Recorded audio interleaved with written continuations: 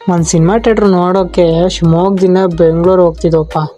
ಅದು ಕೂಡ 1400 ರೂಪಾಯಿ ಮೂವಿ ಟಿಕೆಟ್ ತೊಗೊಂಡು ಶಿವಮೊಗ್ಗದಿಂದ ಬೆಂಗಳೂರಿಗೆ ಯಾಕೆ ಹೋಗ್ತಿದ್ದೀವಿ ಅಂತ ಯೋಚನೆ ಮಾಡ್ತಾ ಇದ್ದೀರಾ? ಇದಕ್ಕೊಂದು ಕಾರಣ ಇದೆ. ಯಾಕಂದರೆ ಇದು 4DX ಥಿಯೇಟರ್. 4DX features. ಈ ಸಿನಿಮಾ ಥಿಯೇಟ್ರು ಕರ್ನಾಟಕದಲ್ಲಿ ಬೆಂಗಳೂರು ಬಿಟ್ಟರೆ ಬೇರೆ ಎಲ್ಲೋ ಕಡೆ ಇಲ್ಲಪ್ಪ. ಅದಕ್ಕೆ ನಾವು ಬೆಂಗಳೂರಿಗೆ ಹೋಗೋ ಪರಿಸ್ಥಿತಿ ಬಂದ್ಬಿಟ್ಟಿದೆ.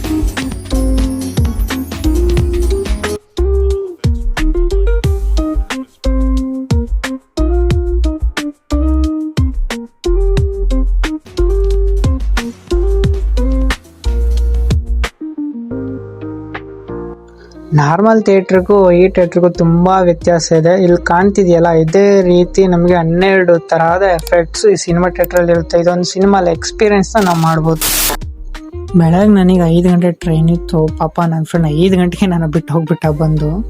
ಅಲ್ಲಿಂದ ನನ್ನ ಫ್ರೆಂಡು ಟ್ರೈನಲ್ಲಿ ನನಗೋಸ್ಕರ ಕಾಯ್ತಾ ಇದ್ದಾನೆ. ಯಾವಾಗ ಕಾಯಿಸ್ಬಿಟ್ಟು ಅನ್ಸುತ್ತೆ ಅವನಿಗೆ. ಅಲ್ಲಿಂದ ನಾವು ಸೀದಾ ಬೆಂಗಳೂರಿಗೆ ಹೋದವಪ್ಪ. ನಾವು ಯಶವಂತಪುರ ರೈಲ್ವೆ ಸ್ಟೇಷನಲ್ಲಿ ಇಳ್ಕೊಂಡು ಅಲ್ಲಿಂದ ಓರಿಯನ್ ಮಾಲ್ಗೆ ಹೋದ್ವಿ. ಮಾಲ್ ನೋಡೋಕ್ಕೆ ಹೊರಗಡೆನೂ ಒಳಗಡೆನೂ ತುಂಬ ಚೆನ್ನಾಗಿತ್ತು. ಮೂವಿ ನೋಡಲು ತುಂಬ ಟೈಮ್ ಇದೆ ಅಂತ ಗೊತ್ತಾಗಿ ಹೊರಗಡೆ ಸುತ್ತಾಡಲ್ಲ ಅಂತ ಹೋದ್ವಿ.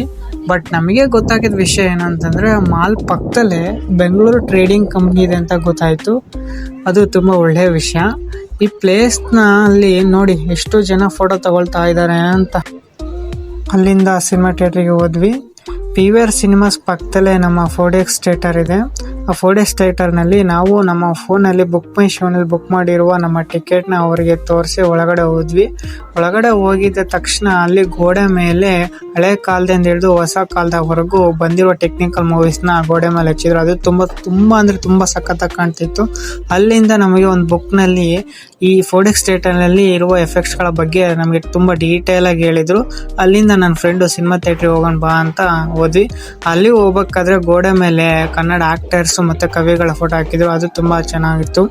ಅಲ್ಲಿಂದ ಸಿನಿಮಾ ಥಿಯೇಟ್ರಿಗೆ ಹೋಗುವಾಗ ಅಲ್ಲಿ ಹೊರಗಡೆ ಟರ್ಮ್ಸ್ ಕಂಡೀಷನ್ ಇತ್ತು. ಆ ಟರ್ಮ್ಸ್ ಕಂಡೀಷನ್ಗೆಲ್ಲ ಸೈನ್ ಮಾಡಿ ಆ 4DX ಗೋಡೆ ಮೇಲಿರುವ ಆ ಎಫೆಕ್ಟ್ಗಳನ್ನೆಲ್ಲ ನೋಡಿಕೊಂಡು ನಾವು 3D ಗ್ಲಾಸ್ನ ತೊಗೊಂಡು ಅಲ್ಲಿಂದ ಸಿನಿಮಾ ಥಿಯೇಟ್ರಿಗೆ ಹೋದ್ವಿ. ಸಿನಿಮಾ ಥಿಯೇಟ್ರ್ನಲ್ಲಿ 3D ಗ್ಲಾಸ್ ಹಾಕೊಂಡು ಹೇಗೆ ಕಾಣ್ತಿದೆ ಅಂತ ನೋಡಿ, ಚೆನ್ನಾಗಿ ಕಾಣ್ತಿಲ್ಲಲ್ಲ. ಕೆಲವೇ ನಿಮಿಷದಲ್ಲಿ ಮೂವಿ ಸ್ಟಾರ್ಟ್ ಆಯಿತು. ಮೂವಿ ಸ್ಟಾರ್ಟ್ ಆಗಿದ ತಕ್ಷಣ ನಮ್ಮ ಥಿಯೇಟರ್ ಎಕ್ಸ್ಪೀರಿಯನ್ಸ್ ಹೇಗಿತ್ತು ಅಂತಂದರೆ ಅದನ್ನು ನೀವೇ ನೋಡಿ. ಹೀಗಿತ್ತು ನಮ್ಮ ಪರಿಸ್ಥಿತಿ ಥಿಯೇಟರಲ್ಲಿ. ಅಲ್ಲಿಂದ ಬರ್ಗರ್ ತಿಂದ್ರು ಹೊಟ್ಟೆ ಫುಲ್ ಆಗಿಲ್ಲ ಅಂತ ಹೇಳ್ಬಿಟ್ಟು ಮಸಾಲೆ ದೋಸೆ ತಿಂದ್ವಿ.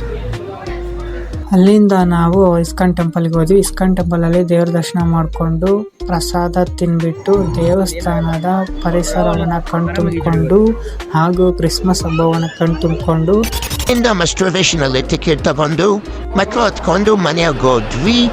ಸಿಗೋಣ ಮುಂದಿನ ವಿಡಿಯೋದಲ್ಲಿ. ಬಾಯ್.